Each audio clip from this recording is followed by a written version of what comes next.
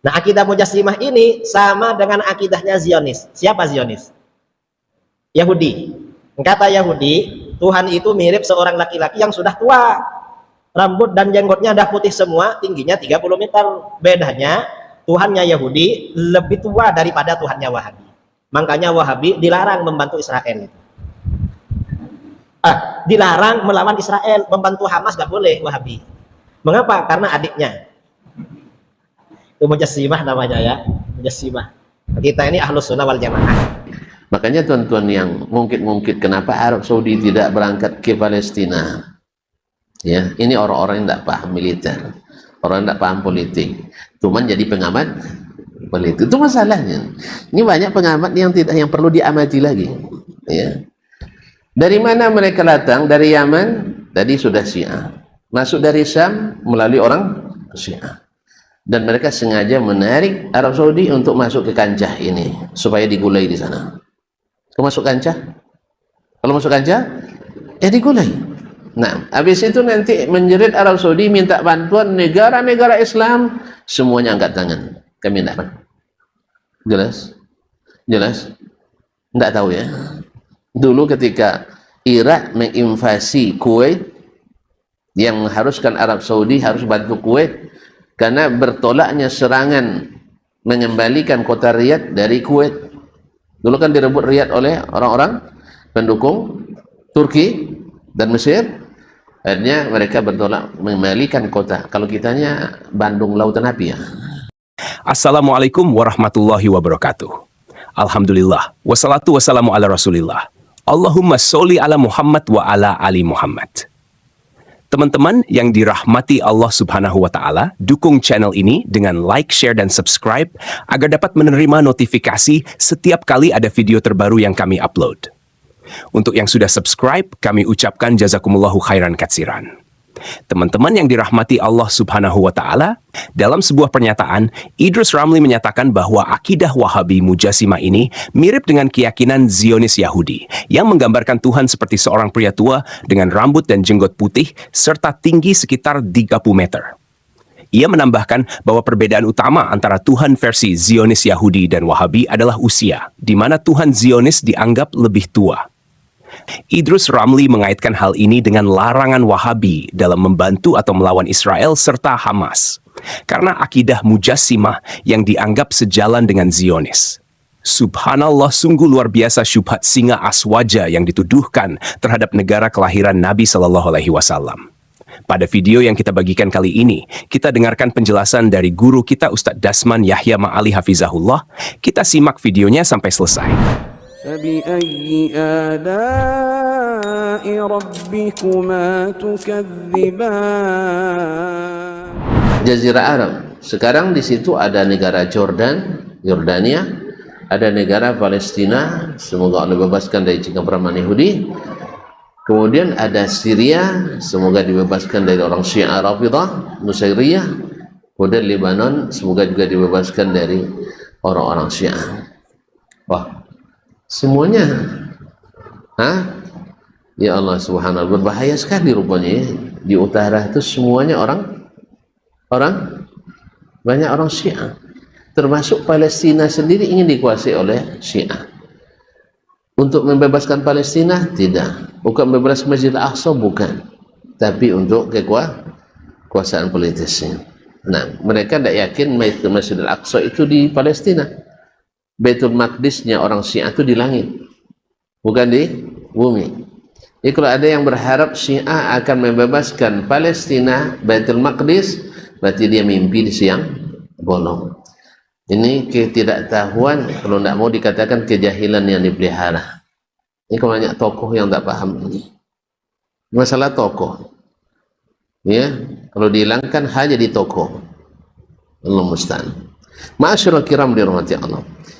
Jadi di wawancara dengan radio dengan radio Rusia, orang Syiah mau dengarkan, tapi tidak paham nanti bahasa.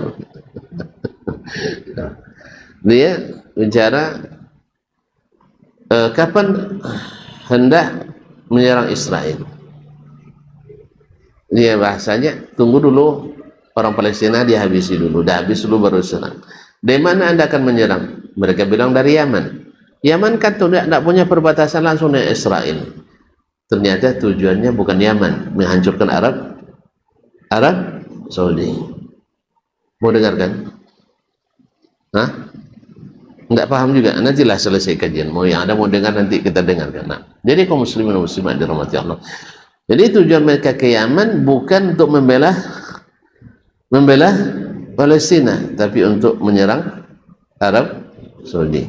Makanya tuan-tuan yang mungkin kenapa Arab Saudi tidak berangkat ke Palestina? Ya, ini orang-orang yang tidak paham militer, orang yang tidak paham politik, cuman jadi pengamat politik. Itu masalahnya. Ini banyak pengamat yang perlu diamati lagi. Ya. Dari mana mereka datang? Dari Yaman, tadi sudah Syiah. Masuk dari Syam melalui orang Syiah. Dan mereka sengaja menarik Arab Saudi untuk masuk ke kancah ini supaya digulai di sana. Kalau masuk kancah? Kalau masuk kancah, digulai. Nah, habis itu nanti menjerit Arab Saudi minta bantuan negara-negara Islam, semuanya angkat tangan. Kami tidak apa. Jelas?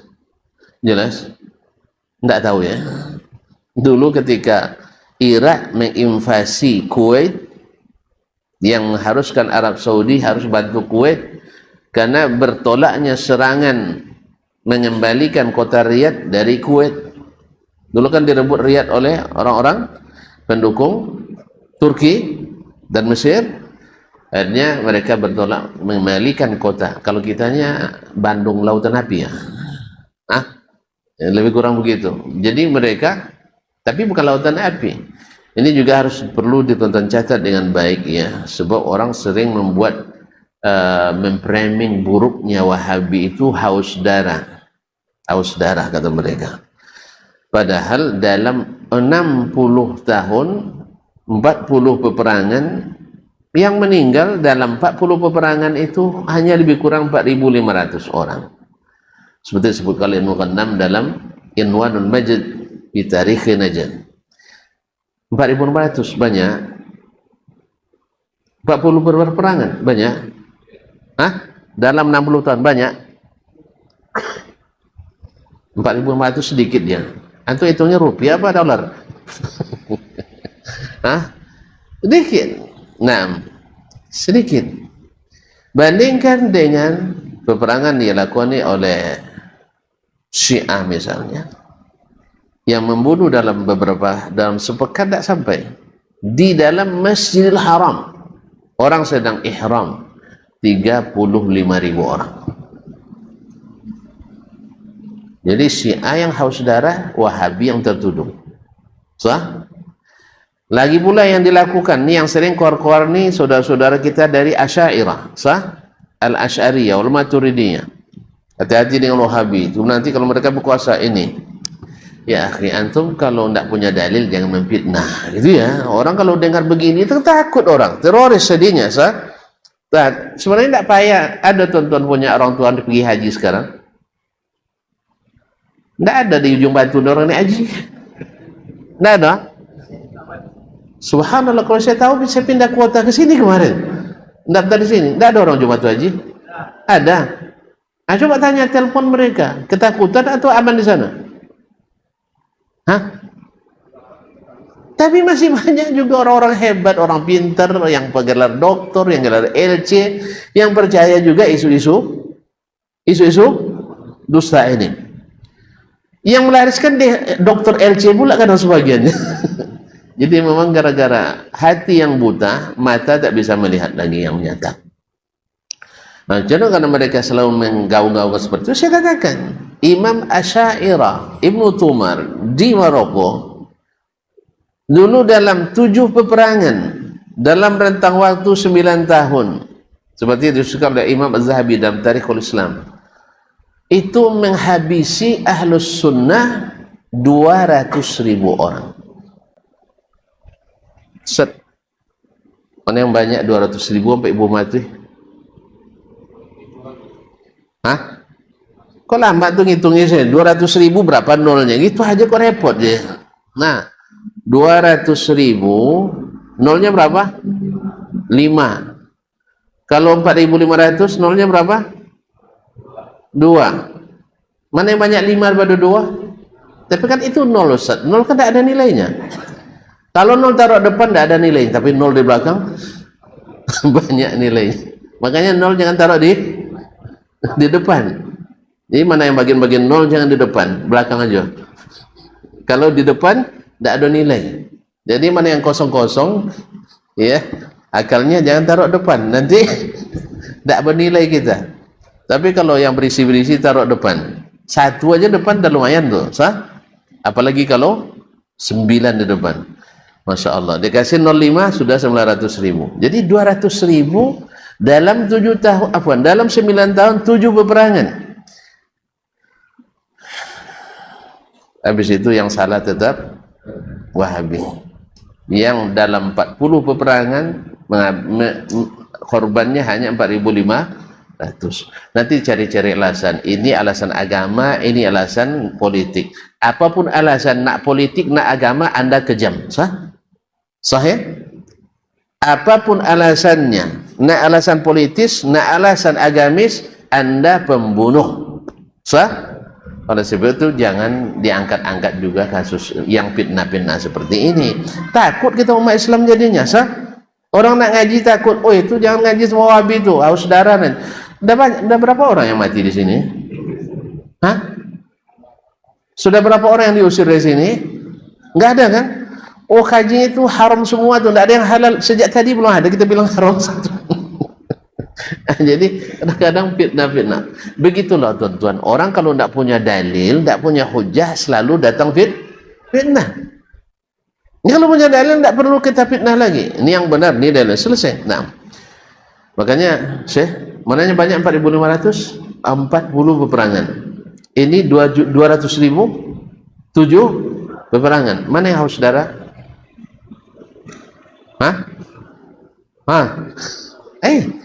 Jadi kaum muslimin dan muslimat dirahmati Allah SWT.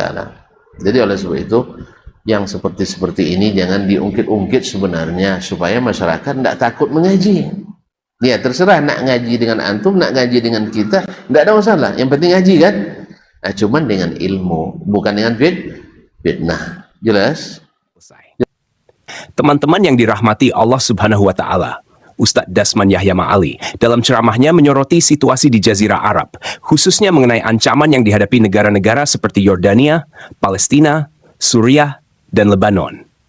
Ia menyatakan bahwa wilayah utara Jazirah Arab kini dikuasai oleh kelompok Syiah, termasuk Palestina, yang menurutnya berada dalam bahaya besar jika jatuh ke tangan Syiah Rafidhah dan Nusairiyah. Ustadz Dasman Hafizahullah juga menyebutkan bahwa ada kesalahpahaman di kalangan sebagian tokoh yang mengira Syiah akan membebaskan Palestina dan Masjidil Aqsa. Ia menegaskan bahwa Syiah tidak percaya Masjidil Aqsa berada di bumi, melainkan di langit. Oleh karena itu, menurutnya, harapan bahwa Syiah akan membebaskan Palestina adalah ilusi belaka. Lebih lanjut, ia mengkritik mereka yang mempertanyakan mengapa Arab Saudi tidak menyerang Israel untuk membela Palestina. Ustadz Dasman Hafizahullah menjelaskan bahwa Syiah sebenarnya berniat untuk menghancurkan Arab Saudi, bukan membantu Palestina, dan mereka hanya ingin menarik Arab Saudi ke dalam konflik agar dapat menyerangnya. Ustadz Dasman Hafizahullah juga membantah tuduhan bahwa Wahabi adalah kelompok yang haus darah. Ia membandingkan jumlah korban dari peperangan yang melibatkan Wahabi, yang diklaimnya jauh lebih sedikit dibandingkan dengan korban yang diakibatkan oleh Syiah. Menurutnya, fitnah terhadap Wahabi seringkali disebarkan oleh mereka yang tidak memiliki dalil atau hujah. Ia mengingatkan agar umat Islam tidak terjebak dalam fitnah dan tetap fokus pada ilmu dalam menjalankan agama. Pesan akhirnya adalah agar masyarakat tidak takut untuk mengaji, baik dengan Wahabi maupun lainnya, selama dilakukan dengan ilmu yang benar, bukan berdasarkan fitnah. Demikian video yang kita dapat bagikan kali ini. Semoga bisa memberikan pencerahan bagi kita semua. Mohon maaf jika ada kekurangan. Barakallahu fikum. Assalamualaikum warahmatullahi wabarakatuh.